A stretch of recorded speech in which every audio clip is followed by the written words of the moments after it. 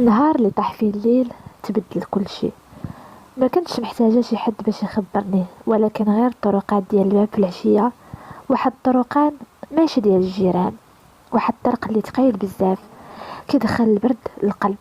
سمية كانت حاطه الكسكس فوق الميده، البخار طالع، ريحه سكينجبير معمره الدار، وكانت كتسنى يوسف باش يرجع من الخدمه. كالعاده ديالو كيتاخر شويه، ولكن ديما كيجي بواحد الضحكه وتعب. فتحات ما كاينش يوسف، كانوا جوج ديال البوليس والدنيا حبسات. واحد منهم قال: واش نتيا الزوجة ديال يوسف بن عبد السلام؟ راسها تحرك بلا ما تهدر، وحلقها نشف، الكسكسو برد. قال تاني بصوت ما فيه لا شفقة ولا قسوة: راه راجلك تشد، خاصك تجي معانا دابا باش تشهدي. ما فهماتش الجملة كاملة. تشد؟ كيفاش تشد يوسف؟ راجلها اللي كيرجع كل نهار مسخ بالزيت، كيهضر غير على الكرا ديال الكراج والمصاريف ديال الدار. كيفاش شدو؟ علاش؟ خرجات بلا حجاب مضبوط، نسات الباب محلول، نسات حتى راسها. يوسف ما كانش كذاب، كان جالس في الكوميسارية، يديه مرخيين وعينيه في الارض. ملي شاف سمية دخلات رفع راسو بشويه، وكأنه ما بغاهاش تشوفو في داك الوضع، وقال لها غير: سمحي ليا. كانت هذه غير كلمة. بعد ما عرفت الحقيقة، خو يوسف اللي من الدم ديالو دخل في مشكل كبير مع واحد الشبكة. يوسف حاول باش يخرجو ودخل في وسط الشجار، وقع اللي ما كيتحسبش. النية ما كانتش إجرام، ولكن النتيجة كانت جريمة في عيون القانون. سمية سمعت كل شي وهي ساكتة، ما عيطات، ما ضربات صدرها، غير قلبها كان كيغرق بشوية بشوية. المحكمة كانت باردة، الكراسي ديال الخشب، ناس غرباء كيتفرجوا في مأساة ماشي ديالهم. القاضي نطق بالحكم: السجن النافذ كيتقضى بعكاشة. سمية حسات بحال شي واحد ضربها في ظهرها. عكاشة؟ السجن اللي كانت غير كتسمع عليه في الحكايات. يوسف تلفت ليها قبل ما يديه، شاف فيها دموع ما طاحتش، وقال بنظرة وحدة: سمحي ليا وصبري معايا. سمية اللي بغاتو كتحب حتى الاخر. هنا اول ليلة بلا يوسف، الدار كبيرة عليها بوحدها، الساعة كدور وما كتحبش، الناس بداو كيهضروا: طلقي انت راه مازال صغيرة، شنو الذنب ديالك تعيشي حياتك مربوطة؟ السجن راه كيقتل الحب. ولكن سمية كانت كتشوف حاجة وحدة: ان راجلها مظلوم ومكسور، ومطلب منها حتى شي حاجة غير الصبر. وفي قلبها كان جواب واحد: الحب اللي كيخاف من السجن ماشي حب، هذه غير البداية. هنايا سمية خرجت من الدار مع الفجر. الشمس كطلع على الشوارع ديال الدار البيضاء، الهواء بارد شوية. قلبها كان كيدق بسرعة، ويديها شادة فيها حقيبة صغيرة فيها شوية ديال الخبز وبعض النقود، وأكبر حاجة فيها الأمل.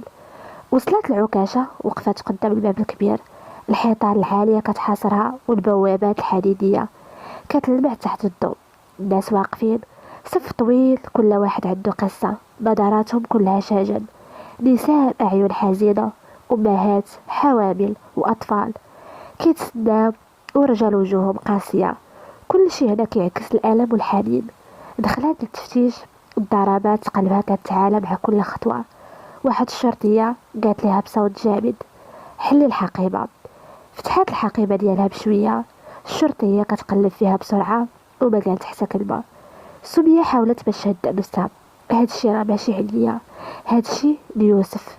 وصلت القسم اللي فيه الزيارة، زجاج سامي كيسد بيناتهم، وسماعات صغيرة.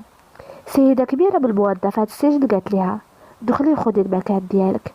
فجأة ظهر يوسف من الجهة الأخرى، عينيه كبار، حاسس بالوحدة والضعف، ولكن ملي شافها تبسم.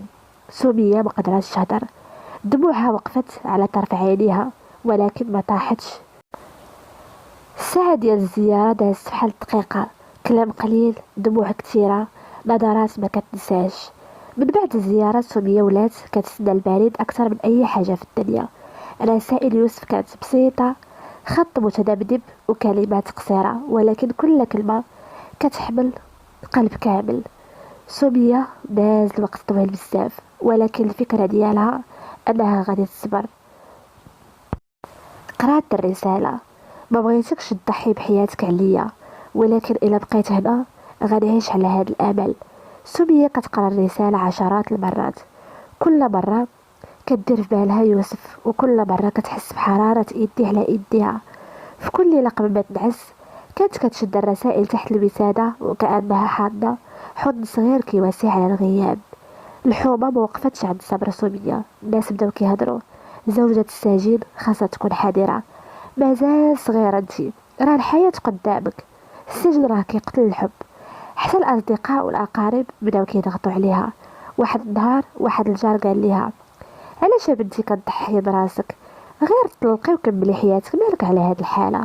سمية بصوت هادئ قالت: انا محتاجاش شي واحد يقول لي هاد الهضره، انا راه محتاجه الصبر، حتى في خدمه الخياطه كترات، ساعات يديها كتوجعها ولكن قلبها باقي واقف. يوسف بدا كيتعود على السجن، الصمت اصبح الصديق ديالو، الاستماع بدل الكلام.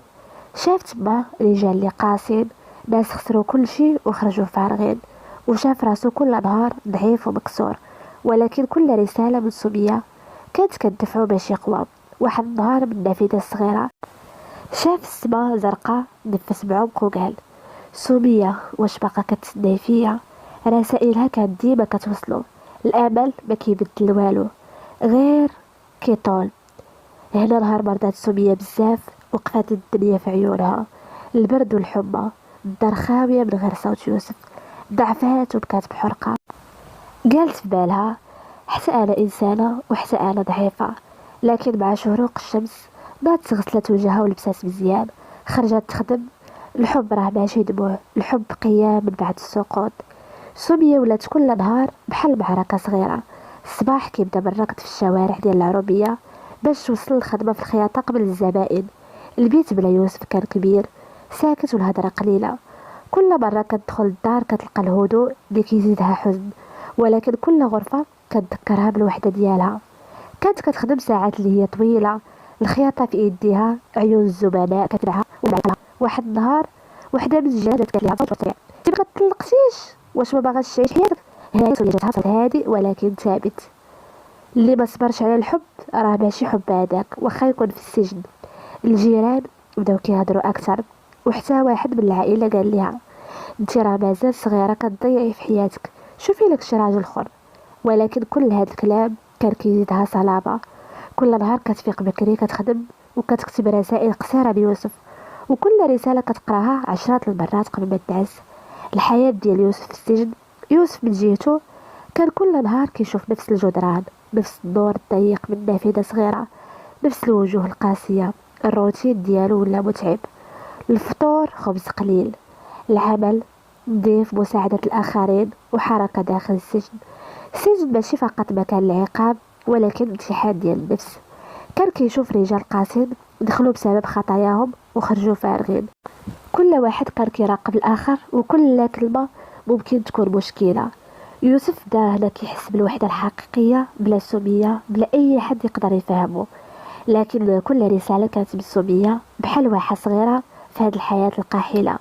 كل كلمة كتبتها كانت كتوصلو بالدفء وكتخليه يصبر ويعاود يصبر، وكل مرة كيجاوب على الرسالة بعناية اللي هي كبيرة، بحال كيتفقد شي حاجة اللي كبيرة.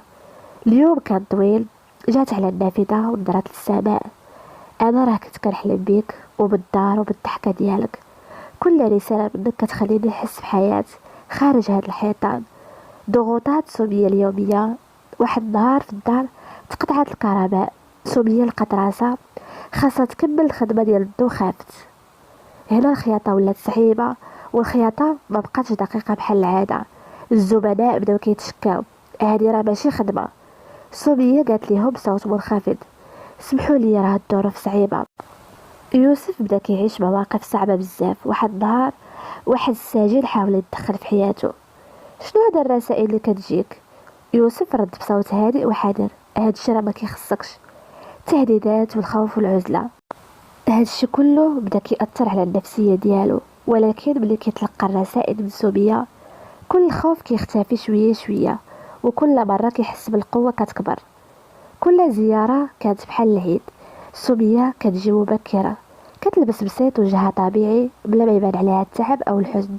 يوسف كيبقى واقف من بعيد كيشوف فيها، وكل مرة كيبان عليها التعب، كيهضر معاها بالكلام القليل، كل كلمة محسوبة وكل لحظة الثمن ديالها كبير. كيف دايرة اليوم؟ بخير الحمد لله، ولكن راه الدنيا ثقيلة بلا بيك.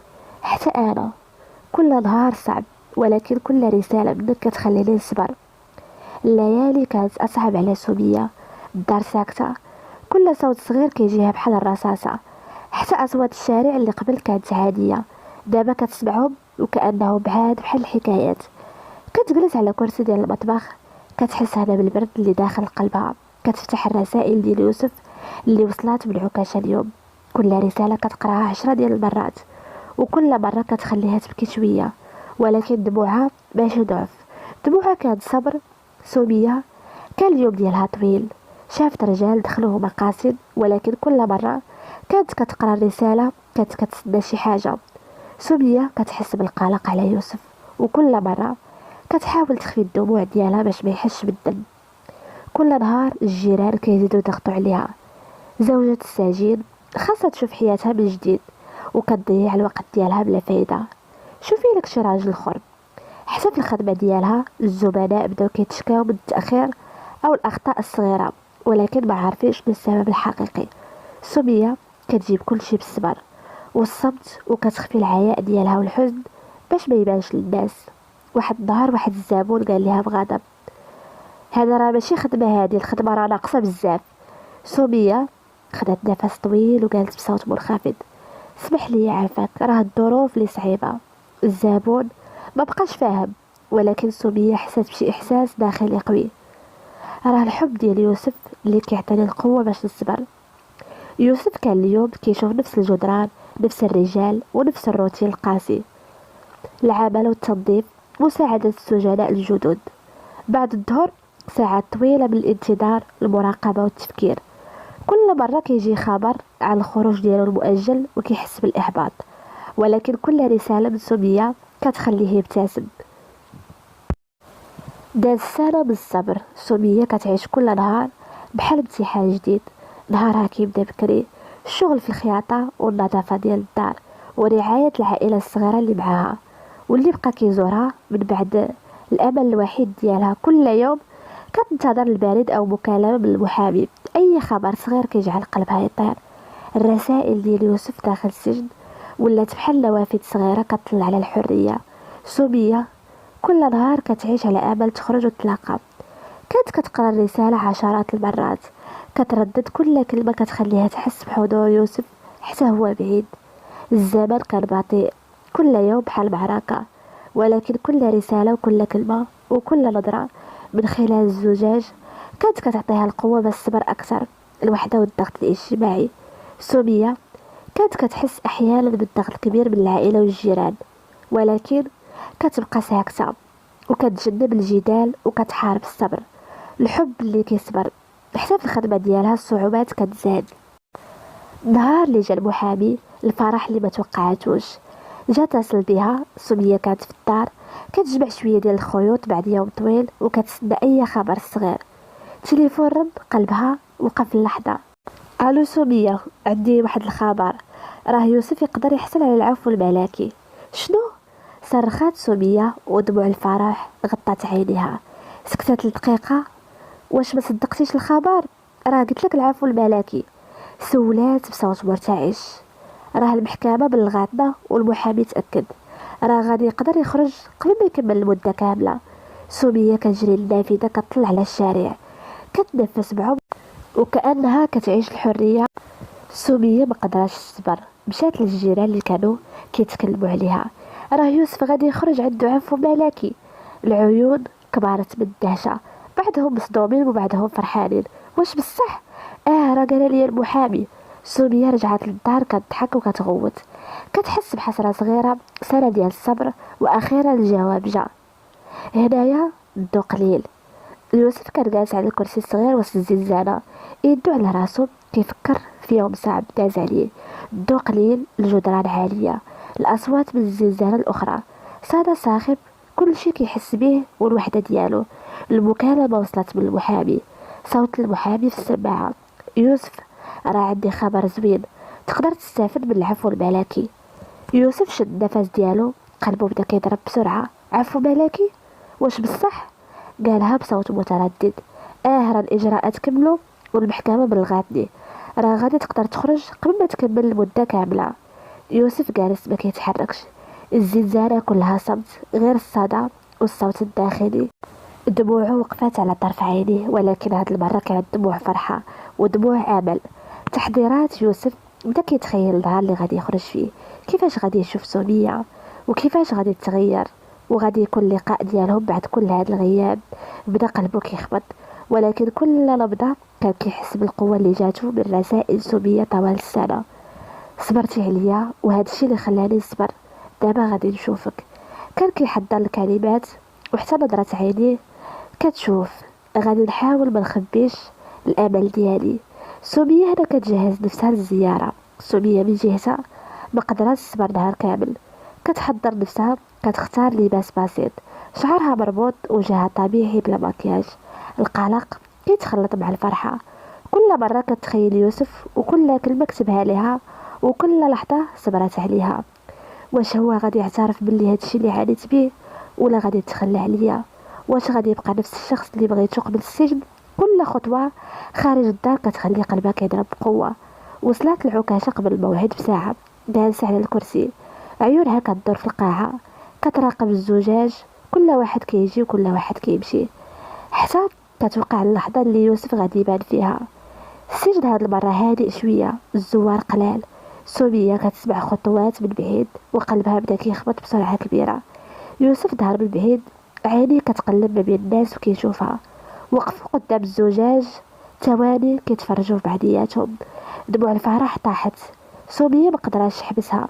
يوسف حط يدو على الزجاج من الجانب، سمية دارت نفس الحركة من جهتها. وقال يوسف أخيرا بصوت خافت ولكن مليء بالحب: واش يا اختي هادشي اللي قال المحامي؟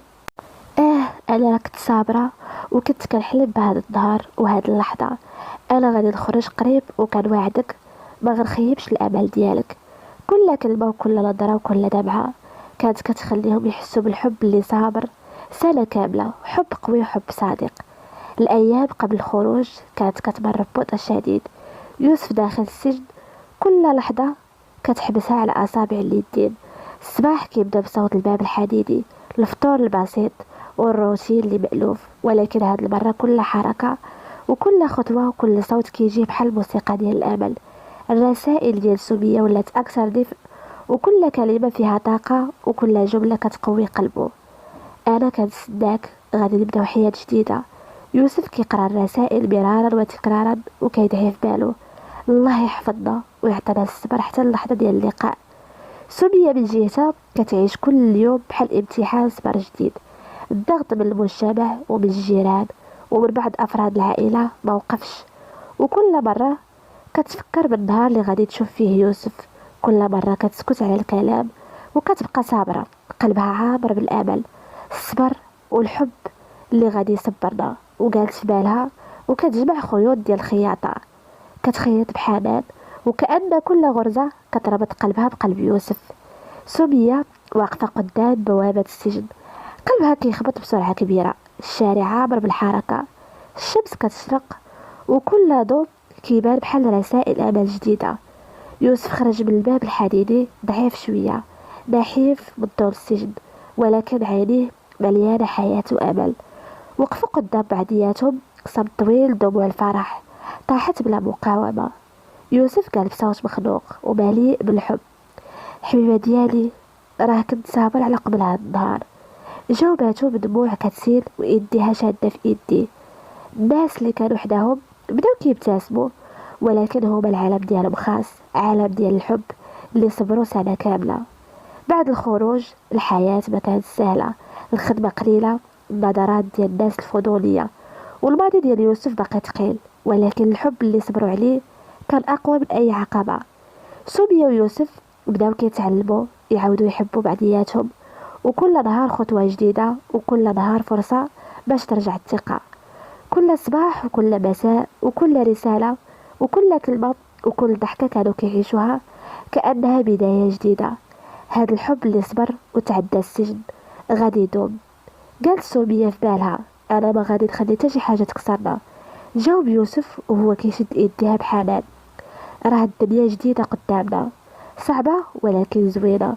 الحب ديالهم اللي صبر سنة كاملة كيعطيهم القوة باش يواجهوا أي تحدي. الحب اللي صبر على السجن وعلى الوحدة وعلى الضغوط وعلى الانتظار الطويل كيبان من بعد الحرية. سمية ويوسف عاشوها بالصدق وبالصبر وبالإيمان، وقضاء كان أفضل من البارح. السنة اللي دازت اللي كانت كلها تحديات ومعاناة كانت فقط تحضير اللحظة اللي قدروا فيها يعيشوا الحب بحرية وبقلب صافي ومع بعضياتهم الأبد. وكانت هذه هي النهاية ديال القصة.